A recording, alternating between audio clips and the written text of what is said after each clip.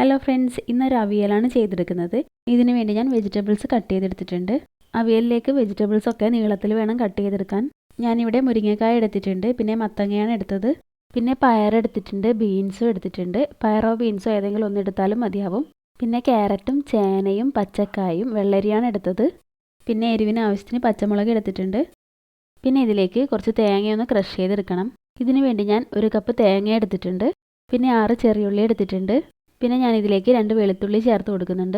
ഇത് ഓപ്ഷണലാണ്, നിങ്ങൾക്ക് ഇഷ്ടമാണെങ്കിൽ മാത്രം ചേർത്ത് കൊടുത്താൽ മതിയാവും. പിന്നെ ഇതിലേക്ക് 1/4 ടീസ്പൂണിനേക്കാൾ കുറവ് മഞ്ഞൾപ്പൊടി ചേർത്ത് കൊടുക്കുന്നുണ്ട്. 1/4 ടീസ്പൂൺ നല്ല ജീരകവും ചേർത്ത് കൊടുത്തിട്ടുണ്ട്. പിന്നെ ഇതൊന്ന് ക്രഷ് ചെയ്തെടുക്കണം. അധികം അരഞ്ഞു പോകാൻ പാടില്ല, ജസ്റ്റ് ഒന്ന് ക്രഷ് ചെയ്തെടുത്താൽ മതിയാവും. പിന്നെ ഒരു പാൻ അടുപ്പിൽ വെച്ച് ഇതിലേക്ക് 1 ടേബിൾ സ്പൂൺ വെളിച്ചെണ്ണ ചേർത്ത് കൊടുത്തിട്ടുണ്ട്. ഇതിലേക്ക് കട്ട് ചെയ്ത് വെച്ച വെജിറ്റബിൾസൊക്കെ ചേർത്ത് കൊടുക്കുന്നുണ്ട്. പിന്നെ ഇതിലേക്ക് 1/4 ടീസ്പൂണിനേക്കാൾ കുറവ് മഞ്ഞൾപ്പൊടി ചേർത്ത് കൊടുക്കുന്നുണ്ട്. 1/4 ടീസ്പൂൺ മുളക് പൊടിയും ആവശ്യത്തിന് ഉപ്പും ചേർത്ത് കൊടുത്തിട്ട് നല്ലപോലെ ഒന്ന് മിക്സ് ചെയ്തെടുക്കണം.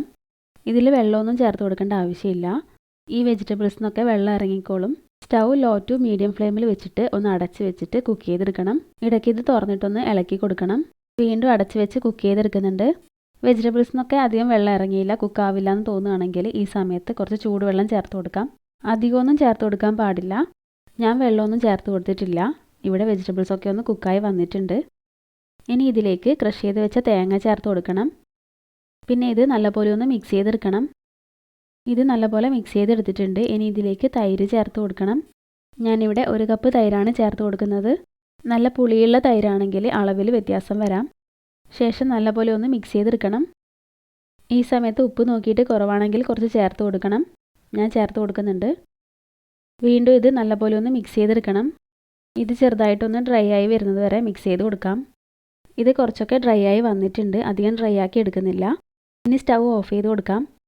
പിന്നെ ഇതിലേക്ക് കറിവേപ്പില ചേർത്ത് കൊടുക്കുന്നുണ്ട്. പിന്നെ 1 ടേബിൾ സ്പൂൺ പച്ച വെളിച്ചെണ്ണ ചേർത്ത് കൊടുക്കുന്നുണ്ട്. പച്ച വെളിച്ചെണ്ണ ഇതുപോലെ ചേർത്ത് കൊടുക്കുമ്പോഴാണ് ഇതിന് നല്ലൊരു ടേസ്റ്റ് വരുന്നത്. ഒന്ന് മിക്സ് ചെയ്ത ശേഷം കുറച്ച് ടൈം ഒന്ന് അടച്ച് വെച്ച് കൊടുക്കാം. അവിയൽ ഇവിടെ റെഡി ആയിട്ടുണ്ട്. എല്ലാവരും ഒന്ന് ട്രൈ ചെയ്ത് നോക്കണം. വീഡിയോ ഇഷ്ടപ്പെട്ട ഒന്ന് ലൈക്ക് ചെയ്യാനും സബ്സ്ക്രൈബ് ചെയ്ത് സപ്പോർട്ട് ചെയ്യാനും മറക്കരുത്.